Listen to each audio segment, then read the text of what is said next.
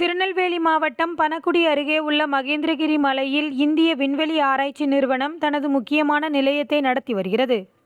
இங்கு பல்வேறு சோதனை மற்றும் ஆராய்ச்சி பணிகள் நடைபெற்று வருகின்றன. இதனால் இங்கு செயற்கைக்கோள் ஏவுதளம் அமைக்கும் திட்டம் ஏதும் உள்ளதா என்ற கேள்வி மக்களவையில் எழுப்பப்பட்டது. அதிமுக எம்பி இன்பதுரை மக்களவையில் இந்த கேள்வியை முன்வைத்து மகேந்திரகிரி மலையில் செயற்கைக்கோள் ஏவுதளம் அமைக்கும் திட்டம் குறித்து விளக்கம் கேட்டார். தமிழகத்தில் இரண்டாவது ஏவுதளம் அமைக்கும் முயற்சிகள் குறித்து மக்கள் ஆர்வமாக கேள்வி எழுப்பியதால் இந்த விவாதம் முக்கியத்துவம் பெற்றது.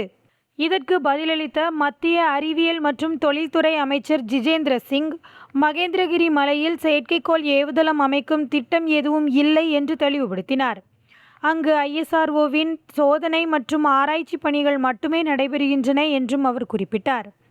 மேலும் தூத்துக்குடி மாவட்டம் குலசேகரப்பட்டினத்தில் இரண்டாவது செயற்கைக்கோள் ஏவுதளம் அமைக்கும் பணிகள் விறுவிறுப்பாக நடைபெற்று வருகின்றன என்று அவர் தெரிவித்தார். இது இந்தியாவின் விண்வெளி ஆராய்ச்சி திறனை மேலும் விரிவுபடுத்தும் முக்கியமான திட்டமாக கருதப்படுகிறது.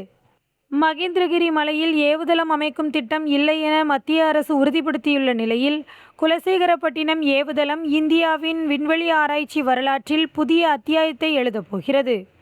இதன் மூலம் தமிழகத்தின் பங்கு இந்திய விண்வெளி வளர்ச்சியில் மேலும் வலுப்பெறுகிறது.